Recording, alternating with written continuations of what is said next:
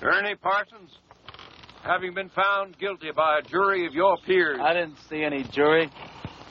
Well, they was around. Anyway, what difference does it make? You gunned down Wendy Jones, and he was one of our most beloved and respected citizens. I heard he was the town drunk. Well, now that he's dead, he's one of our most beloved and respected citizens. I don't care who he was. I didn't kill him. You've got the right to hear a few words from a preacher. Unfortunately, our preacher's out of town, but luckily, we got Farley Millard here, and he's a feed and grain salesman, and he owns a Bible. No, thanks. Now, what does that mean? I don't want any feed and grain salesmen praying over me. I don't want anyone praying over me. I don't believe in that stuff. You ready, Max? What? You got one more inalienable right to speak a few last words, and I mean a few. We don't want one of them things where the cam takes off with a Declaration of Independence. Well, go on. Well, I'd just like to say that this is the lousiest town that I've ever been in. Well, I've met a better class folk in a San Francisco opium parlor. Drunken pool hall bum would be considered too high tone for these parts. And as for your system of justice, well... That's enough. You see what I mean? He was just one breath away from the Declaration. All right, Max. Don't do it! Don't do it! Don't do it! Don't do it! Ed Loach just confessed. He killed Wendy in a drunken barroom brawl about a pregnant Indian squaw. Ed claims Wendy was the father and that he was acting as the avenging angel. Wendy was going to be the father or something? That's what Ed says. All right. On time. Giving his gun.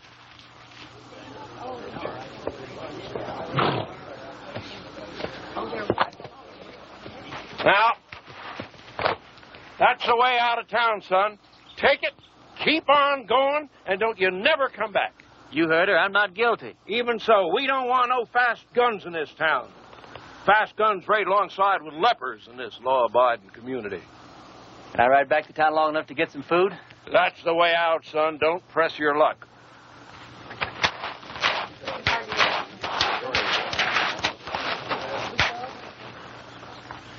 Thanks. Bye. I'm going with you. You don't have to. I'll be back. When? Whatever you do, don't leave town. Wait. Never give up hope. See ya.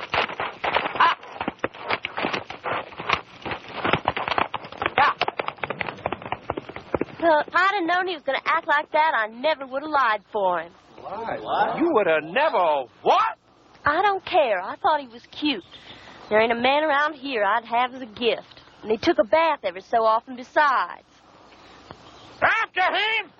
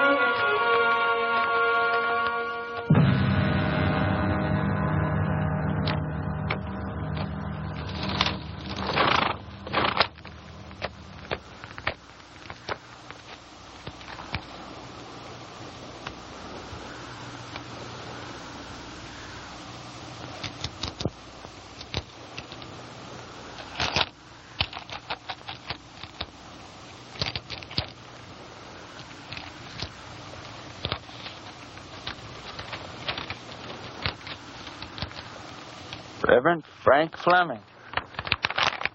Yeah, pleased to know you, Frank.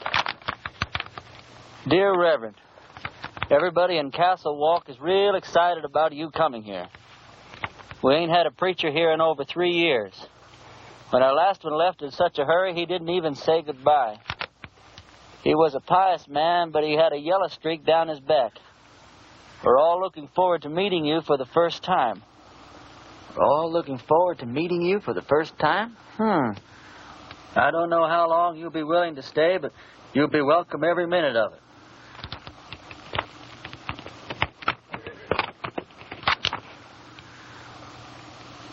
Here's the preacher's horse.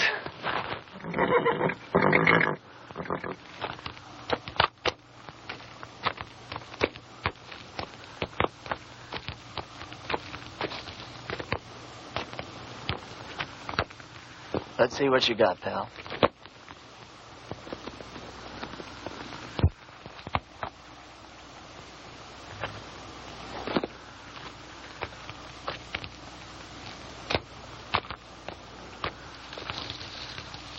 Frank, if ever I catch the guy who did you in, I'll take care of him for you.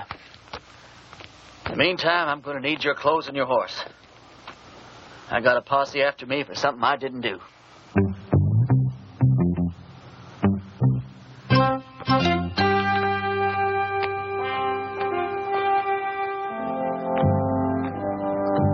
I'd say a prayer for you, Frank, but coming from me, I'm afraid it's liable to do you more harm than good.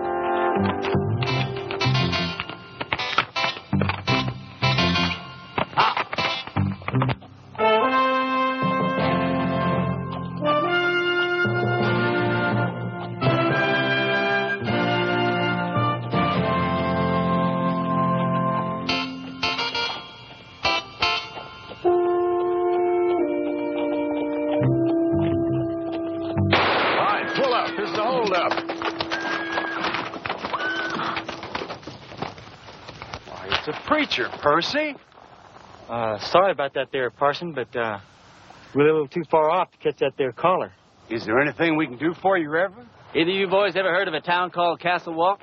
Why, yeah, it's in Arizona. Sure ain't much of a town, though. How far is it from here? Oh, about 150 miles. It's over yonder in that direction. How's your church attendance been lately, boys? You boys see that branch over there? Yes, sir.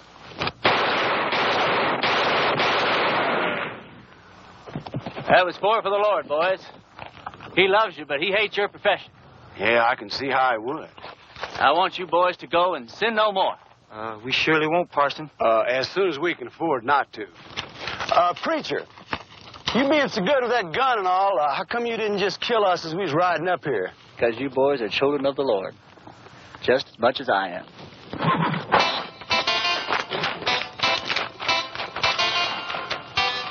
Children of the Lord, huh?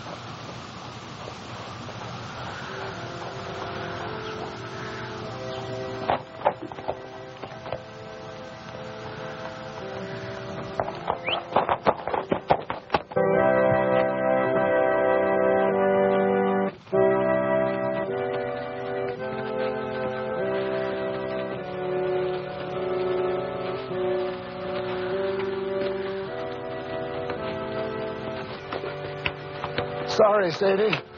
Didn't have the time to dig it no deeper. Well, I guess we better just put him in the ground and get it over with. All right. Without even a few words? Mr. Ross didn't say nothing about no words. Said we could have a burying. Mr. Ross didn't say nothing about no words. But Sam was a Christian man. You can't just bury him like a wild dog. Can't we stand up to Mr. Ross just this once? You're leaving here after the burial. We got to stay here and live with him. All right, let's get going.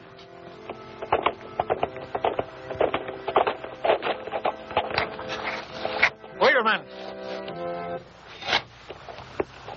Is it one of Mr. Ross' men? Looks like a preacher. Well, what do we do now? And I wrote him myself not to come.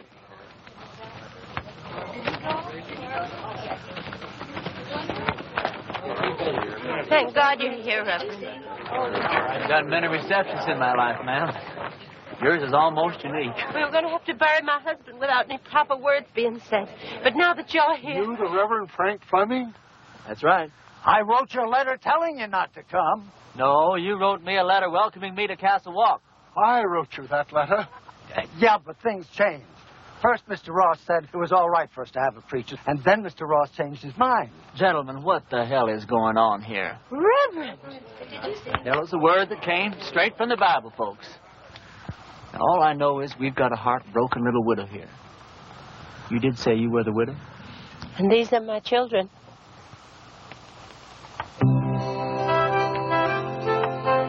That's a child? She's 18. Oh, she certainly is.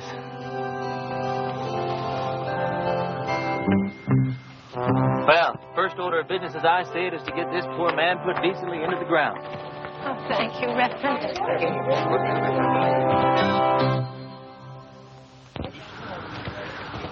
Oh, I don't know what Mr. Ross is going to say about this. I haven't been here 5 minutes, and I'm already sick to death of Mr. Ross. Come on, let's bow our heads. Don't you have a Bible, Reverend?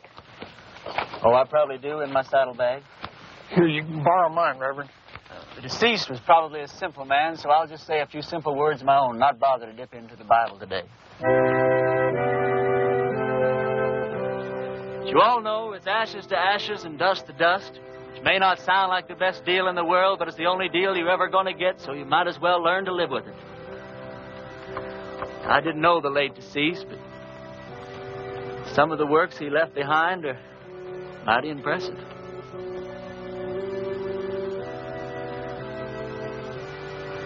But what did he die of? He was shot in the back. May the full wrath of the Lord fall on people who shoot other people in the back. It's a rotten, sinful way to make a living. Amen. Amen. Can't thank you enough, Reverend. I'd like to say more, but Mr. Ross only gave us half an hour to get out of town after the funeral. You're leaving town? You taking her with you? Mr. Ross said we all had to go. Who is this Mr. Ross? He's a mean, miserable, murdering thief, and he runs everybody in this part of the country. There ain't a soul of us that had a single, solitary, happy day since he rode in here and took over. He's going to hear every word that you said. Yeah, and he'll probably kill me.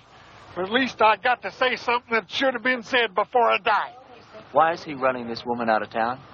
My husband, Sam, was the only man in these parts to stand up to Mr. Ross. So he had Sam killed. He let us take one wagon load of our things. We'd better get started. Ma'am, the only place you're going is back to your ranch. I'm sure with the help of all these fine citizens that we can make Mr. Ross see the error of his ways. Reverend, you don't understand the situation around here. Mr. Ross is a powerful, powerful man. He's got money and influence. And he's got 20 top gunfighters working for him. Before I tell you people what I really think of you, I'm going to tell you something about gunfighters. Now, Ross doesn't have 20 top gunfighters working for him because there ain't 20 top gunfighters in the whole U.S. of A. Now, what Ross probably does have is about 15 cowboys that wear guns for ornaments. They do just fine at shooting up a saloon or making some terrified dude dance a little jig. Ross has probably got about 3 men who are pretty good at getting their guns out of their holsters, but no good at hitting anything once they do. Which leaves about 2 or 3 men that might honestly be called gunfighters. Not top gunfighters. More like second or third raters. So you see, you folks have been letting yourselves be rousted around by a bunch of 2-bit yahoos. How come you know so much about gunfighters, Reverend? The Lord's work takes one to many places and many climes. Matthew 31. There ain't no Matthew 31. Well, there ought to be. Widow, I want you and your family to get in the wagon. I'm going to drive you home. You're going to sit next to me. Oh, I don't know, Reverend. Ma'am, you don't look like the kind of woman that would back away from a little fight. Where's your faith? My faith is in good shape, Reverend. And if you're willing to take the risk, so are we. Get in the wagon, kids. Us and the Reverend are going home.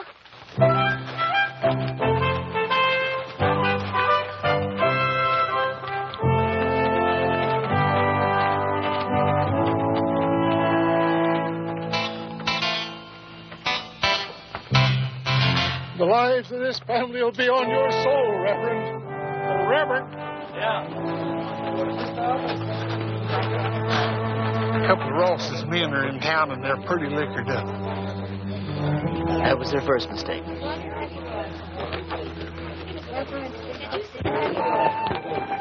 You ride my horse, son. Okay.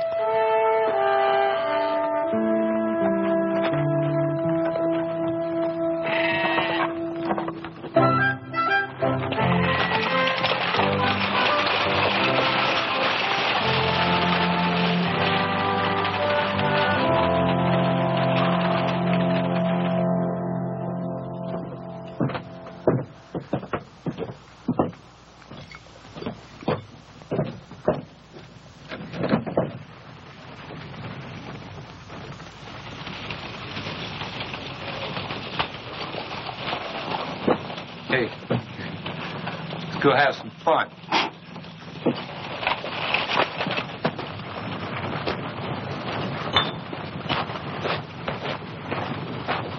Remember the children, Reverend.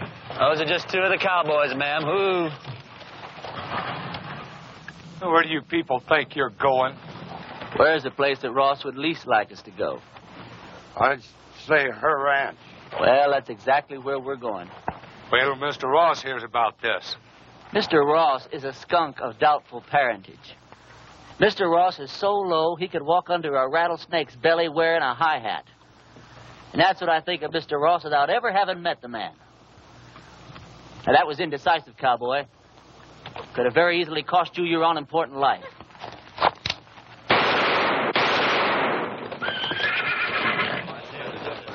Those could have just as easily been your ears flying off your head, boys. Well, that's a terrible way for a preacher to act.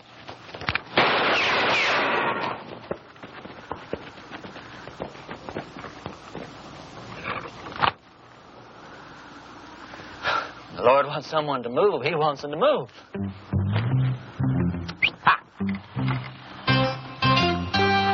Reverend, my husband Sam would have followed you to hell and back. Oh, don't talk about hell to a sinner, ma'am. You're a sinner? Yeah, we're all sinners. About to be.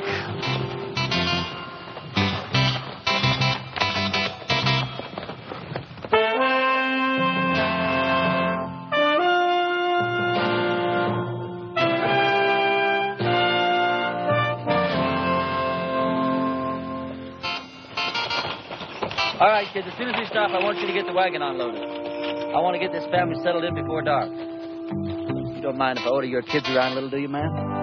Reverend, you can do anything you want to. Reverend? Reverend? Oh, yes, ma'am. Reverend, this hole in the back of your coat, it looks like a bullet hole. Well, that'd be my guess, ma'am. You guessed? How could a man be shot in the back and not know it? Well, I was carrying that coat over my arm when the shooting took place.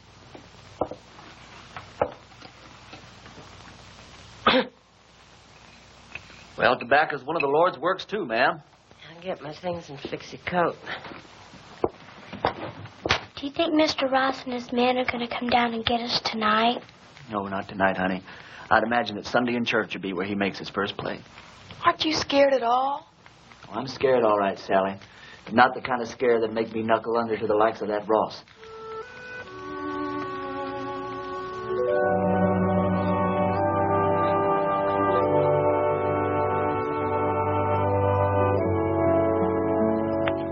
Thought of a text for your sermon tomorrow, Reverend?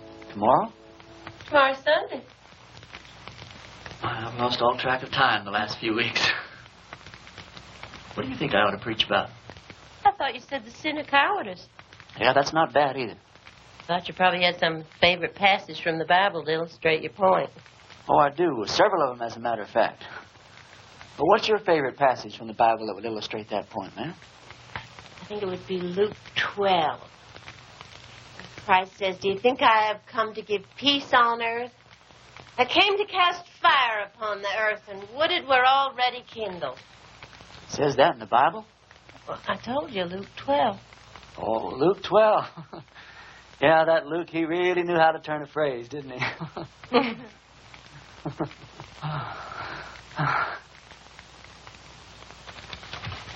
Clean your clothes up for the services. I'd appreciate that. You don't happen to have a Bible around, do you? I seem to misplaced my glasses. Could you turn to that spot in Luke that your mother was talking about? It's right here. You don't wear glasses. You know something, you're right. I don't know what got into me.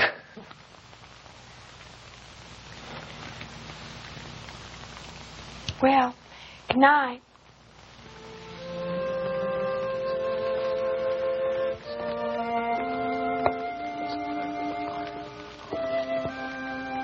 Good night.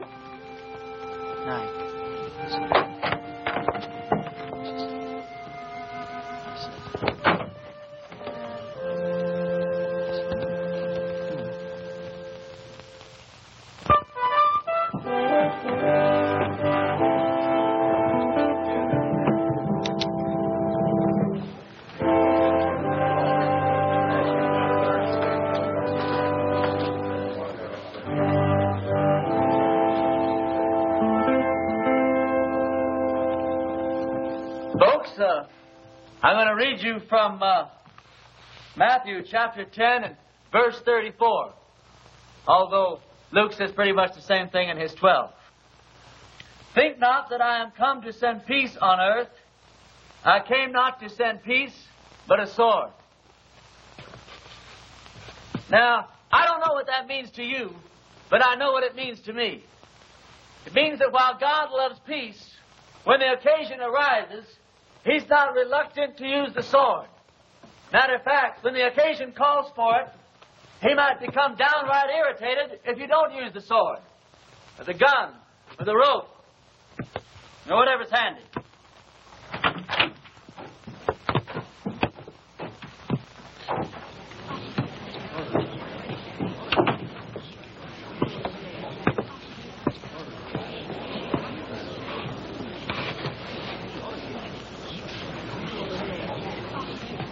Now, you folks have had a cross to bear here lately, and his name is Ross. They say that people get the kind of lives they deserve, and I guess they do. But when men won't fight for their wives, women, and children, and when their women won't make them fight for what's right, then these people don't deserve any kind of lives at all. That's exactly what you've got.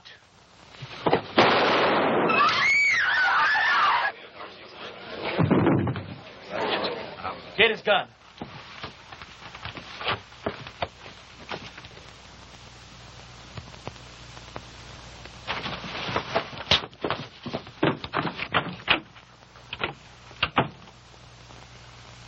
Never done it? I don't think you could possibly realize what an awful thing it is to kill a man. I don't know who God must be mad at the most. That man for wasting his life at the order of some tin-horn dictator. Me for having to do this thing in his own house. You people haven't quit before the fight even got started. I haven't got the heart for any more church today, that's all.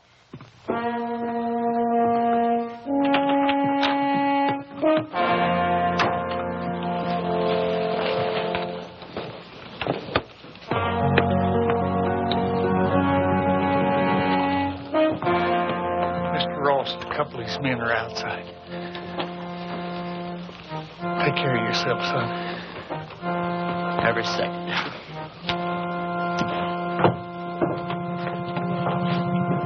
Bring that body outside.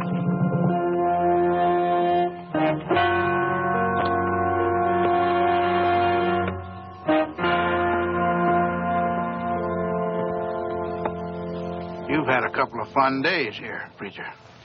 Well, I tell you, Ross, The name is Mr. Ross.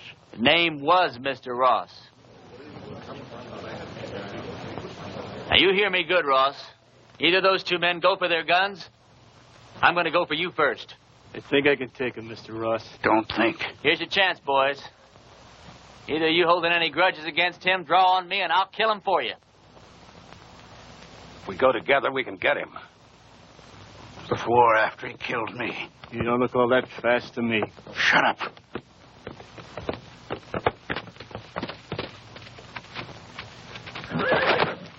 Friend of yours, Ross? All right, preacher. You pulled yourself off a nice little grandstand play for the folks. Now I want you out of town. Who killed Sam Underwood, you or one of your men? I'm going to find out if I have to take the whole bunch of you to pieces. Give me the word. I'm sure I can beat him. We'll go on back to the ranch. I'll be there in a minute. You sure? Now.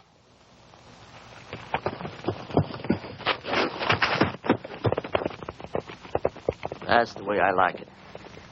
Man to man. Do I make the first play or do you?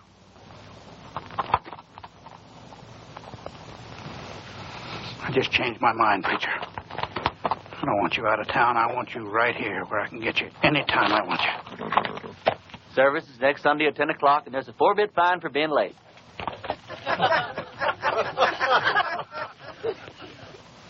You wouldn't shoot me in the back, would you, preacher?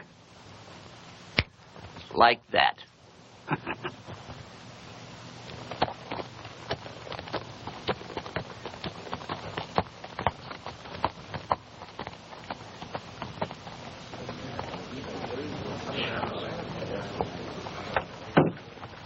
Any of you folks think your preacher doesn't deserve a drink after the events of this morning? Well, we just don't believe in the same God, that's all. Some of you boys plan him, will you? Don't you feel a little strange having a drink with your preacher on a Sunday morning? No. How come? You know, about 10 or 12 years ago, I took a trip up to Cheyenne. Come across this altercation between a 19-year-old kid and one of the top gunslingers in that part of the country at that time. This kid, he didn't want no part of the fight, but this gunny was drunk. He kept at it. And finally, the kid had to go for his gun or get blasted right there in these tracks. It was plumb pitiful. How? This kid was the fastest thing I ever seen. Caught that gunny flat-footed. Why, he was dead before God got the news. I inquired around, found out this kid's name was Ernie Parson. Ernie, what are you doing here in Castle Walk dressed up in that preacher's outfit? It's a wrong guess, Billy. You know, once you've seen a top man handle himself in a gunfight, you never forget one little detail. What are you on for, anyway? Doesn't matter. I didn't do it. They'll hang me just like I did if they catch me. Did you kill Frank Fleming? Oh, of course not. Came across his body in the hills, and he was already dead. I was half starved, no place to go, so I took his clothes and horse and came here. All right. I'll ride back to the ranch, tell the widow and the kids goodbye, and then I'll move on. Why, Lee, you're the answer to our prayers, Ernie. No, I'm not, Billy. Don't let these clothes fool you. God moves in mysterious ways, boy. Not that mysterious. Look, Billy, what I'd like to know is if I do stick around here, how much help can I count on from these God-fearing people? Almost none. Almost none? None.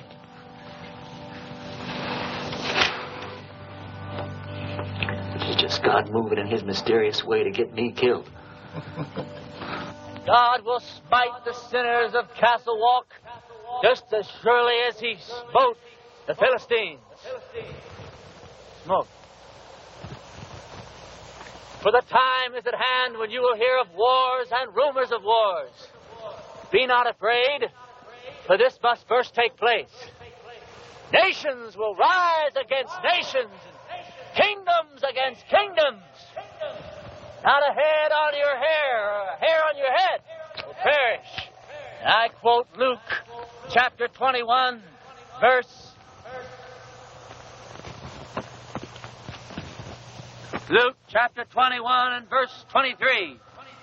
For there shall be great distress in the land, wrath upon his people.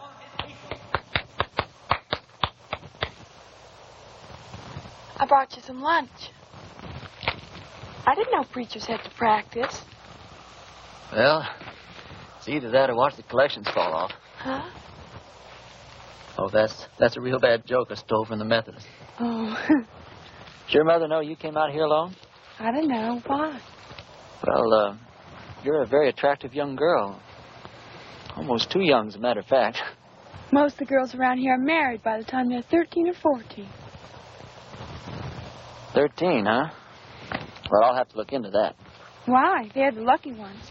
Even if they don't get a trip to Phoenix out of it. Is that the price of marriage around here, a trip to Phoenix? No, but it sure doesn't hurt. Look, do I have to keep on calling you Reverend? Oh, no. Call me Ernie. Ernie?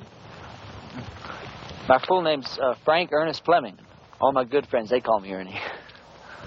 Is there anything in your faith against marriage? No, not in my faith.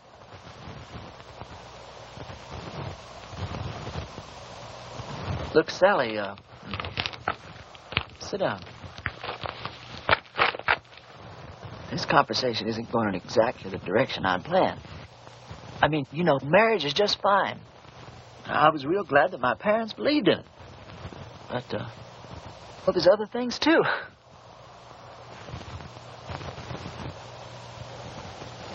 You don't know what I'm talking about, do you? I know what you're talking about. Let's see. What's the matter? Oh, it's these clothes and this collar. It's just, I'm not going to get anywhere dressed like this. I don't see that it makes much difference. You would if you were dressed like a nun. It's just the wrong outfit for what I had in mind.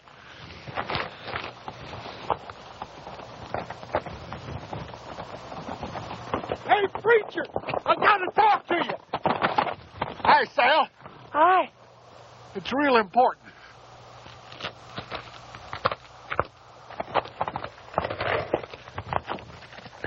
You know a gunfighter named Jake McCoy? Yeah, I know of him. He's in town. My blessings on him. And he's working for Ross. Is he really good? Yeah, he's the best. You can take him, can't you? You sure he's working for Ross? Yeah, and he's looking for you. Although he don't know who you really are. Well, that doesn't matter. Or does it? Where's he at now? Well, he's at the men's saloon when I left town.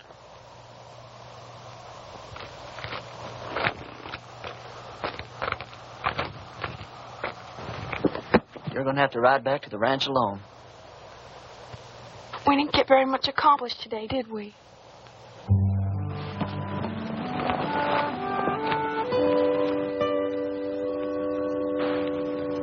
Can't you just feel the ice breaking all around us?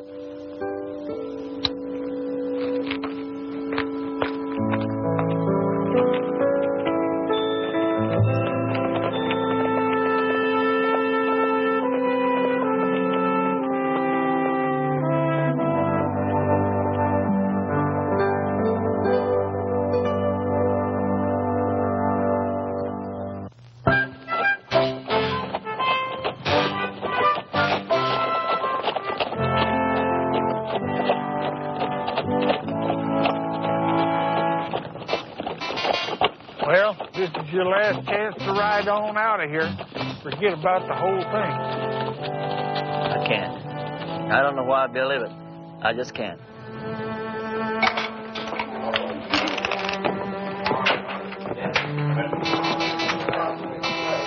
him over yonder by the table. He's already spotted you.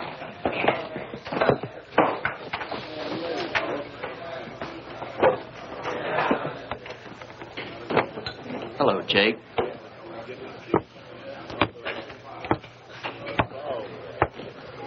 I was just about to go looking for you.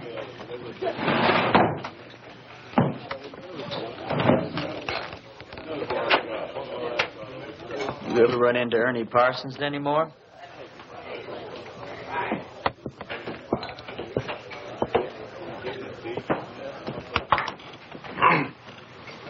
I've never run into Ernie Parsons. Any time, any place at all, ever.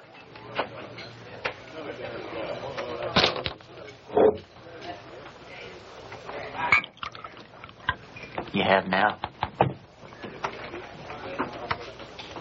You?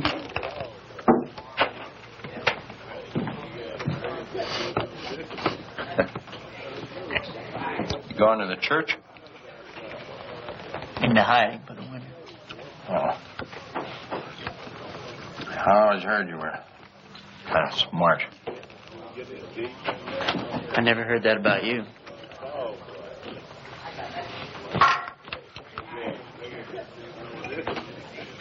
Look, are we really going to have to go through with this thing?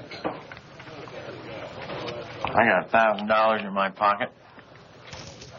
And the girl waiting for me in Boulder City says I gotta go through with it. You all that sure you can beat me? You all that sure I can't? Anything I hate is a stupid, senseless fight. Come on.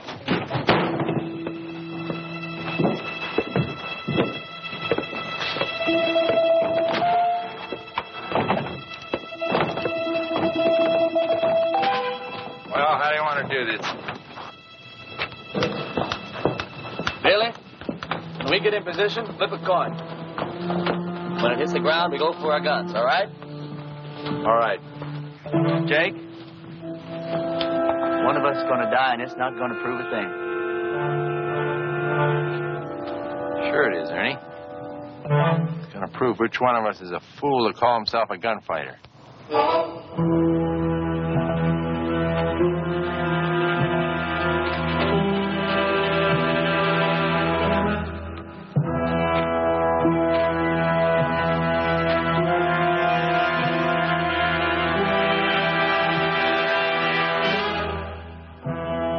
Ready?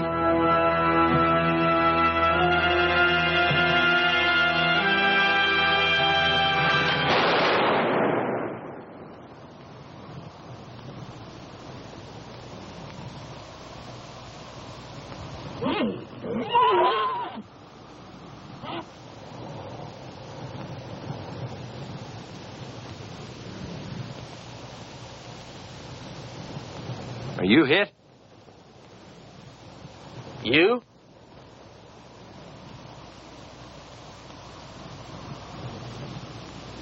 Did you ever miss from this distance before? Never. Me either. Want to try again? No. No, I think somebody's trying to tell us something. You put your gun away. I'm going to get on my horse and get out of this place.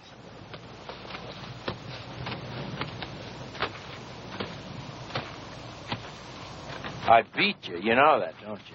Oh, no, you didn't. And you know dang well you did, Jake. You going to give Ross his $1,000 back? No, I'm late for my date.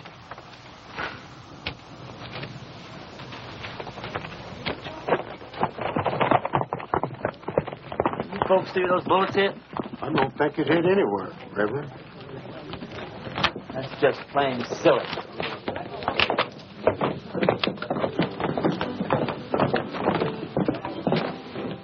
Hold on.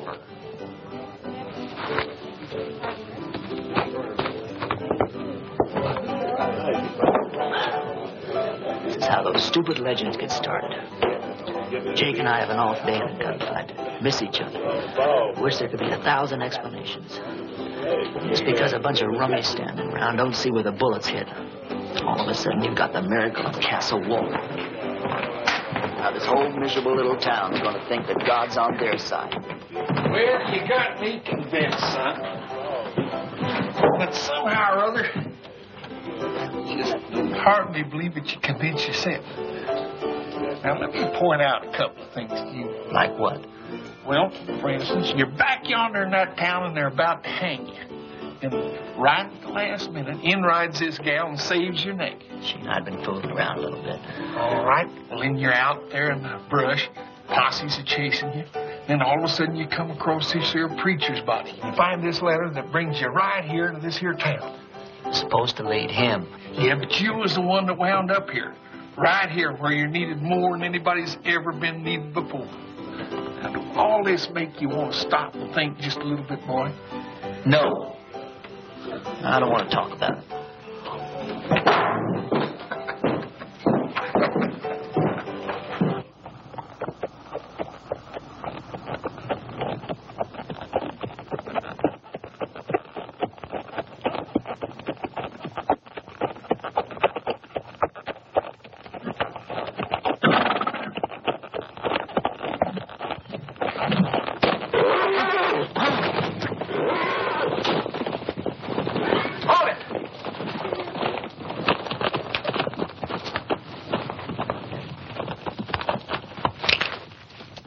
You should have listened to me when I told you to get out of town. You shouldn't have backed down in front of me the other morning either. Now, this whole town's going to have the idea that you're just a little less than the tin god you pretended to be. Just tell me one thing. What really happened between you and Jake McCoy? I chased that bum out of town. And he's not going to give you your $1,000 back either. He said to tell you that's the price he charges for shaking hands with scum like you. Get on with it. Prayer man, you drop that rope real slow.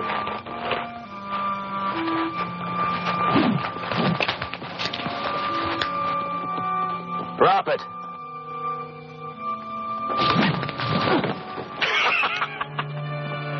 You ain't getting out of town fast enough, preacher.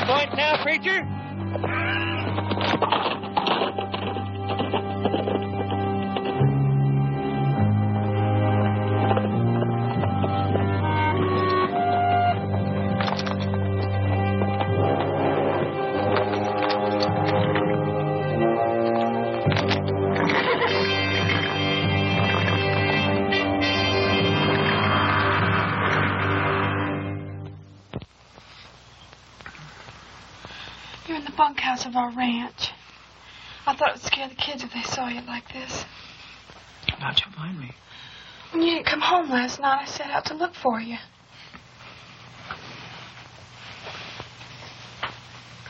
You stripped me down? I'm a ranch girl with brothers. Don't make a big thing out of it. You're something brand new in my life, Sally.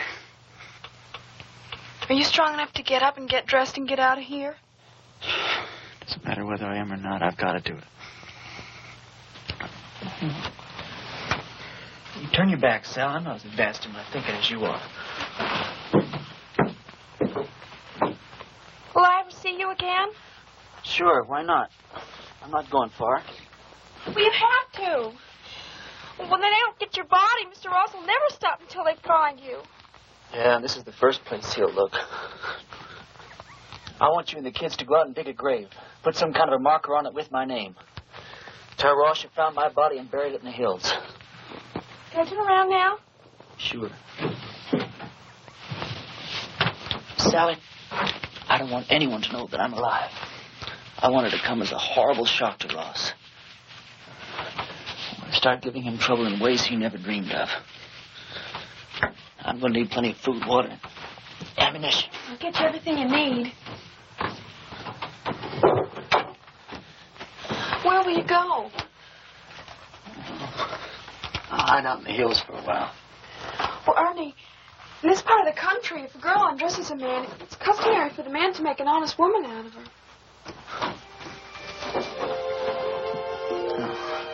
I'm sure that's true in every part of the country. If I live through the next little while, well, we'll have a serious talk about that. What's the matter? Well, just look at the way I look. Well, it's always something, isn't it? You don't like the way you're dressed. You don't like the way you look.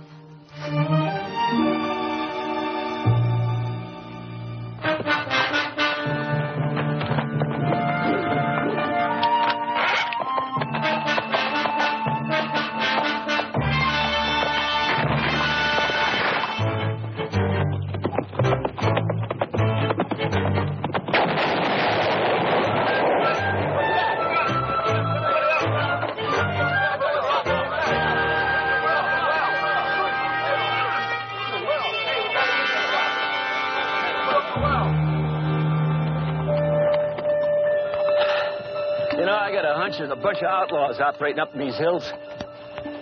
Probably scared old Chet and Harley half to death. Blew up the well, too.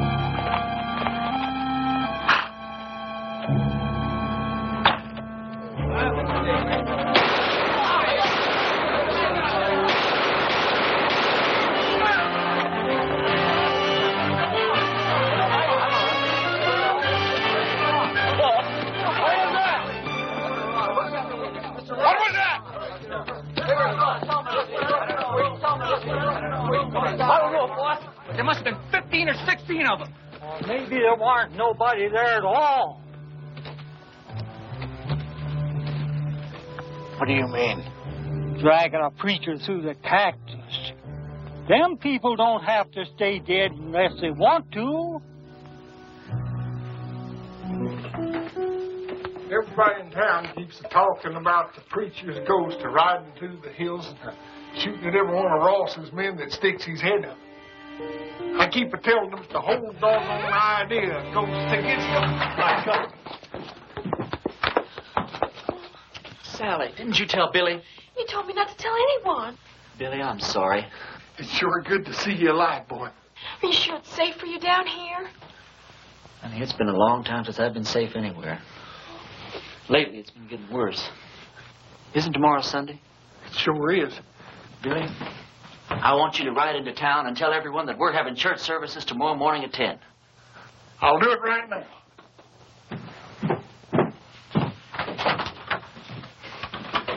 Sally told you our plans, ma'am? Yes. You have any objections? No. Ma'am, has it occurred to you that, well, Sally's liable to end up one of the youngest widows in these parts? Mary Mert's only 14. She's been a widow 2 years. Besides Mary Mert? No, Grace Dorothy only been married a week and a half when her husband fell down a mine shaft. You know how old she is. Sally, could we take a walk outside? Will you excuse us, ma'am? Sally, the reason I brought you out here is, well, one of the reasons. If we're going to be husband and wife, then you've got a right to be in on the decisions that affect the both of us. You understand? Now, if I stay here and fight it out with Ross and his men, the chances are very good that I'll be killed.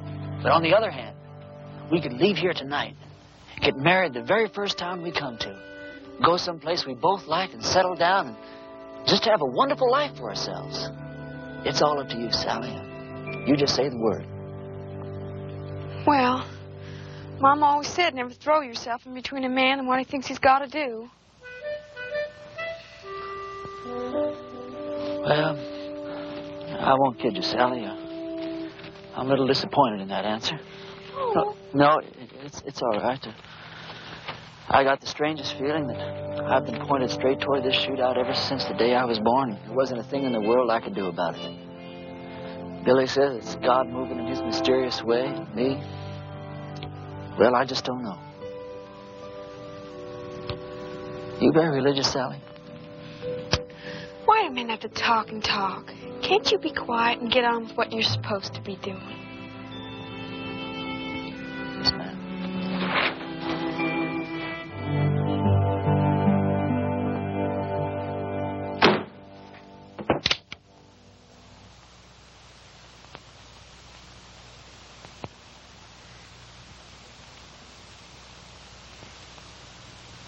Folks, I'm here today as your preacher and as God's representative. As your preacher, I've stood up to your enemies for you. And all it's gotten me so far is a lot of bruises and a bunch of cactus spines. Now, I understand that a lot of you thought I was dead, and that my ghost was raging through the hills, wreaking my vengeance on Ross and his men. But I want to ask you something. What were your feelings? Were you scared that you might have an angry ghost raging in your hills? Or were you ashamed because not a single one of you came out to see if I was alive or if I might not need some help? Well, I'm warning you people. While you're sitting around waiting for God and me to do your work for you, God just might have some plans of his own. Maybe he's not as angry at Ross as he is at you.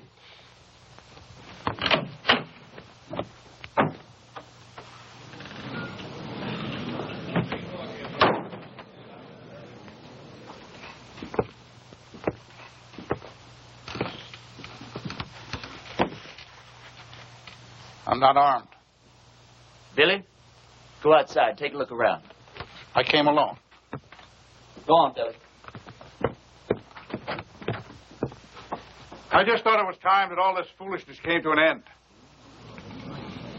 We got a new country to build here. We ought to be getting on with it, instead of indulging in all this senseless killing.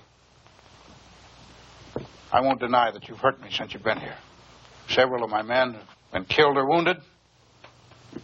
Several more have run off because you scared them half to death. I didn't know I was doing that well. What do you want, Ross? A truce. A chance to get on with our lives. Ross, if you were sitting on a stack of Bibles 10 feet high, I'd bet money that you were lying and I'd win. Well, just a minute, Reverend. If Mr. Ross is sincere, and I believe he is, this may be just the moment we've been waiting for. Luther, how could you believe that? I don't believe him for a minute. Now, Sadie. You are going to believe this man after all he's done to you? Jehoshaphat, Reverend. Anybody can make a mistake. If Mr. Ross is man enough to come here, Please. I didn't mean to create any dissension amongst the preacher's flock. Now, you've all heard what I have to say. Think it over.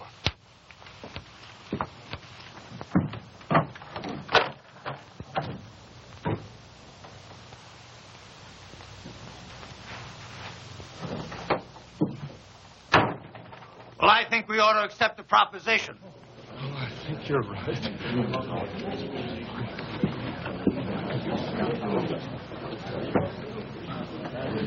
I have an announcement to make. Miss Sally Underwood and I are going to be married tomorrow morning at 11. You're all invited. I don't know. The second the ceremony is over, my wife and I will be leaving this God-forsaken town for good. The ceremony won't take place here in the church. It'll be at the Mint Saloon. You can say what you want about those people at the Mint, but they know why they're there and they do something about it.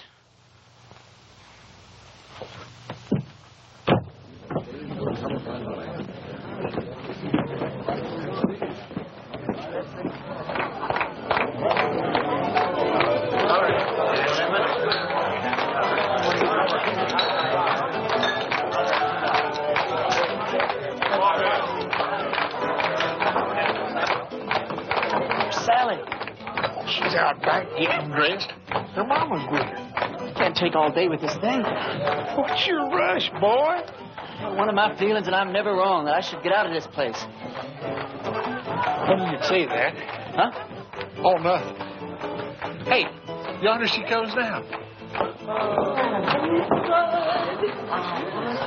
Oh, you're beautiful. Come on, everybody.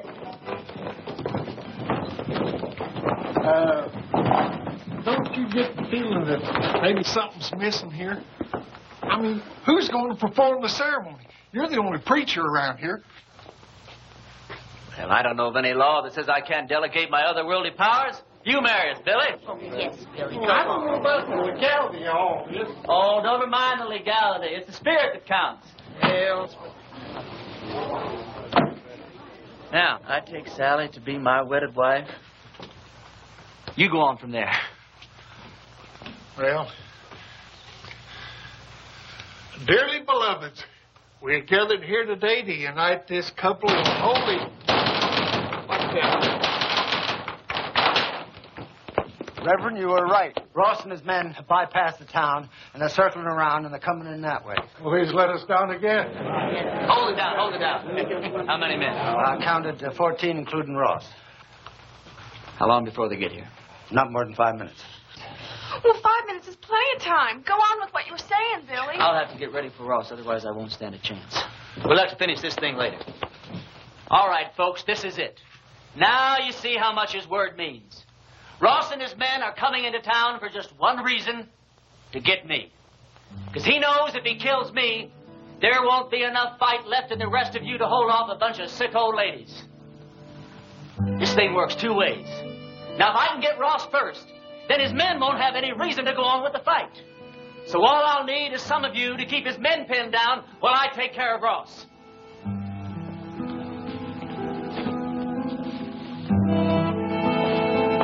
But the women and the children... You don't even have to come out in the open. You can shoot from the windows or from the roofs. You don't even have to hit anything. Just shoot fast and make a lot of noise, but keep his men pinned down.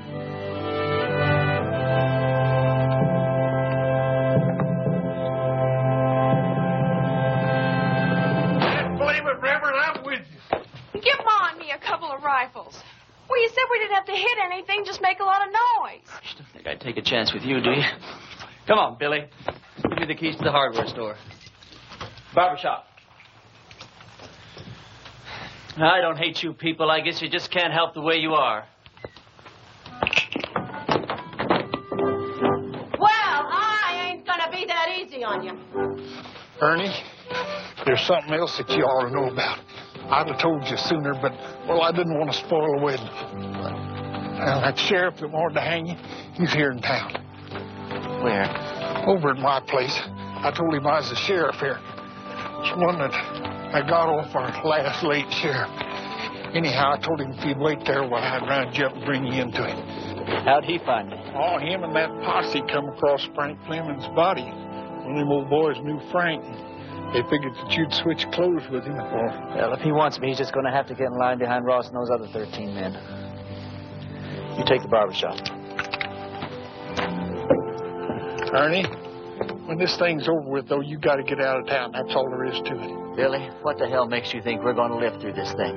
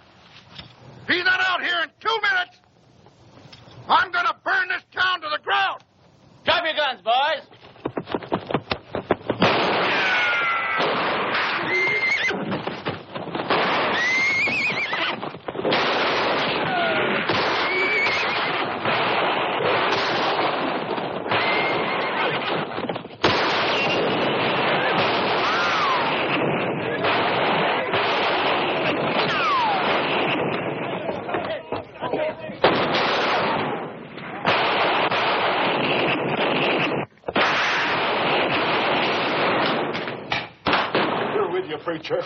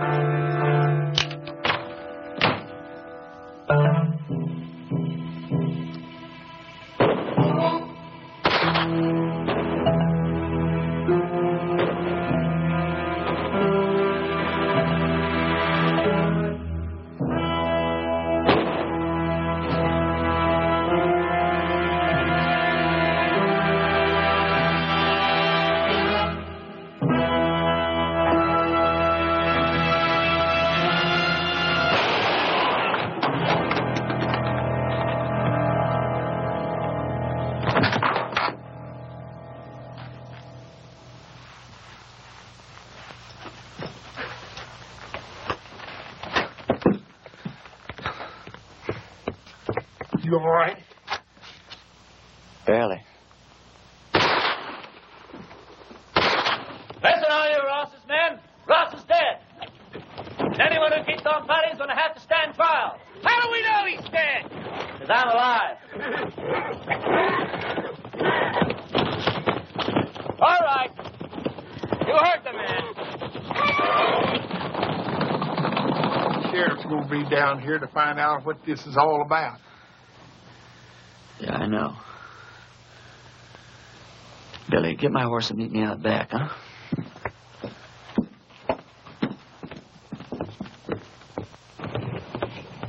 Go over to the men's saloon and tell Sally to meet me back at the ranch. We'll take off from there. No, I ain't going to do it. I'm a dang fool for going along with this thing as far as I have. I ain't going to go no further. What are you talking about? I ain't going to let you run away with that kid. Her not knowing who you are or what you are or what kind of a life she's letting herself in for. You think if I told her everything, she still wouldn't ride away with me? Well, of course she would, Ernie. Because she's 18 and you're her first love. Well, that's good enough for me. Ernie, when that sheriff finds out you've left town, do you suppose that he's just going to give up? I can take care of him. Yeah, you can take care of him with one hand, or you take care of Sally with the other. And if something goes wrong, why, she can just stand around with your baby in her and watch you hang. You think I could just ride off without telling her why? I'll tell her. Yeah, then what happens to her? Oh, she'll be tore up for a while, but she's young. She'll get over it in a month or two. Yeah, but I won't get over it in a month or two. I'll get your horse. I'll get it myself.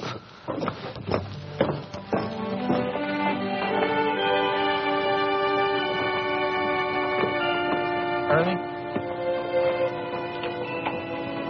this town owes you a whole lot, but it don't owe you a cent. Can't make any promises.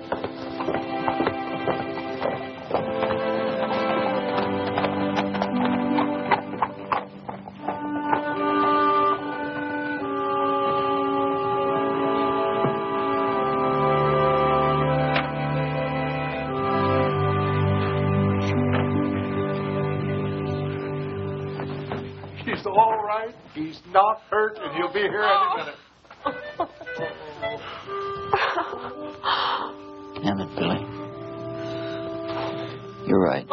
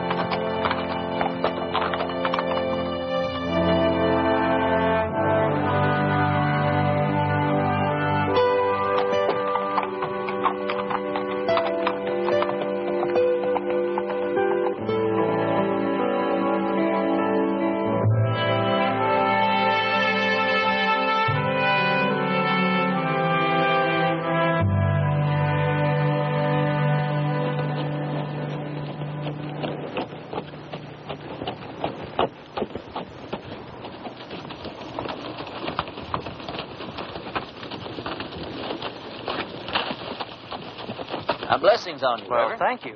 Ernie, do I know you? No, I don't think so. How come you know me? Because I know every preacher in this part of the country, and you're not one of them. And I've been hearing about a gunfighter named Ernie Parsons and some interesting goings-on in a town called Castle Walk. I don't believe everything you hear, Reverend. Oh, I don't. That's why I'm on my way to Castle Walk right now, to investigate these wonderful stories. Maybe you should get them a real preacher now. They seem very happy with the one they had. They had a gunfighter, not a preacher. God moves in mysterious ways. You boys sure do hammer away at that phrase, don't you?